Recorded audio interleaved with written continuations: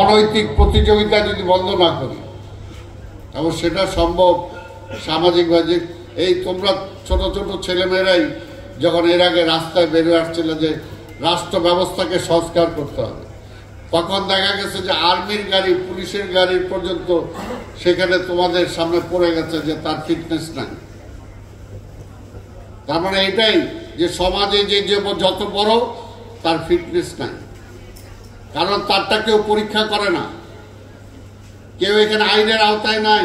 যে যত বড় উঠে সে আইনের আওতায় থাকে না, আইনকে বৃদ্ধাঙ্গুলি দেখায়। কিন্তু আইন সবার জন্য সমান, নিয়ম সবার জন্য সমান। যদি আমি এটাকে এস্টাবলিশ করতে পারি, তাহলেই দেখবো যে সমাজের মধ্যে সব একটা সিস্টেমের মধ্যে আসবে, আর তা না হলে কোনোভাবে আসবে না। একটা প্রধানমন্ত্রী দুর্নীতি করলে তাকে ধরার ওই সময় কেউ ধরার সাহসী নাই, কিন্তু না, ওইটাও থাকতে হবে। আজকে বিদেশে দেখো, একটা প্রাইম মিনিস্টারের বা একটা মন্ত্রী যদি ট্রাফিক রুলস ব্রেক করে, সেখানেও কিন্তু তাকে ছাড়া হয় না। কিন্তু আমাদের এখানে আইন সে ভাঙে যে আইন বানায়, যে যত বড় শক্তিশালী তার জন্য আইন নাই, আর আইন শুধু গরিব মানুষের জন্য। এইটাকে যদি আমরা একটা জায়গায় আনতে পারি, তাহলে কিন্তু সব কিছু আমাদের পক্ষে সম্ভব। তাই যাই হোক, আমি অনেক কথা বলে ফেললাম। তা আমি চাই যে প্রত্যেকটা শিক্ষা প্রতিষ্ঠানে আজকে ছাত্রছাত্রীরা এগুলোর সাথে জড়িত হবে। স্কাউটিং করবা, তোমরা গার্লস গাইডের সাথে জড়িত হবা, খেলাধুলা করবা, সঙ্গীত চর্চা করবা। কারণ শুধু পড়াশোনা না, পড়াশোনার পাশাপাশি আজকে এগুলো, কারণ একটা ছাত্রের দায়িত্ব দেশের, আজকে মানুষের কল্যাণে এই কাজগুলো করা। আমি বিশ্বাস করি যে আজকে যে আন্দোলন এখান থেকে শুরু হয়েছে, এই আন্দোলন একটা মহিরূপে রূপান্তরিত হবে, এবং উদ্যোগ নিলেই হবে, প্রচেষ্টা নিলেই হবে। এবং আমি বিশ্বাস করো, আল্লাহ জানে যে আমি নির্বাচন, আমার রেজাল্ট কী হবে সেটা আল্লাহ যদি সুযোগ দেয়, আমি বলতে পারি, যদি আল্লাহ সুযোগ দেয়, 2 বছরের মাথায় আজকে মোহাম্মদপুর যেমনি আজকে বিভিন্ন সমালোচনা আছে, আজকে 2 বছরের মাথায় অন্তত মোহাম্মদপুরে প্রমাণ করে দেব যে কোনো এখানে সন্ত্রাস থাকবে না, কোনো চাঁদাবাজি থাকবে না, কোনো মস্তানি এখানে চলবে না। সবাইকে আইনের আওতায় যেতে হবে, এবং সেটা সম্ভব।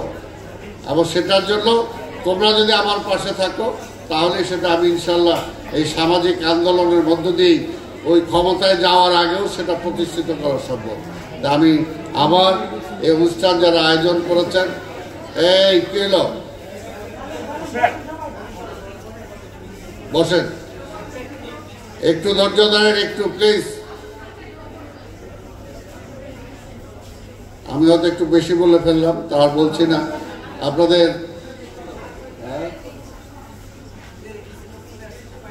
একটু ঠিক আছে, জায়গা নেই বলতে চেয়ার বাড়ায় দেন, দরকারে কিছু চেয়ার দিয়ে দেন। তো যাই হোক, আমি আবার সবাইকে ধন্যবাদ জানাই, এবং ইনশাল্লাহ আবার বলবো। এবং এইভাবে ওই যে বললাম যে 5,000 শিক্ষার্থী নিয়ে আমরা যদি এক জায়গা থেকে হাঁটা শুরু করি, আর পুরা মোহাম্মদপুর, ধানমন্ডি বা যে এলাকায় এত 5টা জোন আছে, ভাগ করে নেই, এবং 5,000 তখন 5 লাখে রূপান্তরিত হবে। যে আমরা এখানে কিছু চাই, আমরা এইখানে অন্যায় কিছু চাই না, আমরা ছিনতাইকারী চাই না, আমরা রাহাজানি চাই না, আমরা দুর্নীতি চাই না। অর্থাৎ না বলতে হবে, অন্যায় অবৈধ সব কাজকে না বলতে হবে, নেশাকে না বলতে হবে। এইটা নিয়ে যদি আমরা পুরো এলাকায় ঘুরি, এবং এটা একটা শক্তি হিসাবে যদি রূপান্তরিত হয়, তাহলে ভয়ের চোটে কিন্তু অনেক কিছু ছেড়ে দেবে, অনেক। এবং এই শক্তিটাই বলার, তোমরা দেখেছ কিছুদিন আগে আগস্টের বিপ্লবের মধ্য দিয়ে সেটা প্রমাণ করেছো তোমরা ছাত্রছাত্রীরা, এই ছোট ছেলেমেয়েরা। তাই ইনশাল্লাহ আমি বিশ্বাস করি যে বাংলাদেশে গুটি কয়েক লোক, অসৎ লোক, বেশি না সংখ্যায়, কিন্তু তারা বেশি না, গুটি কয়েক, কিন্তু তারাই সব নিয়ন্ত্রণ করতে পারে তখনই যখন সবাই ঐক্যবদ্ধ থাকে না। আর সবাই ঐক্যবদ্ধ হলে ওই কজন যত শক্তিশালী হোক, তখন কিন্তু তাকে আইনের আওতায় আসতেই হয়, আর নাহলে দেশ থেকে পালাইতে হয়।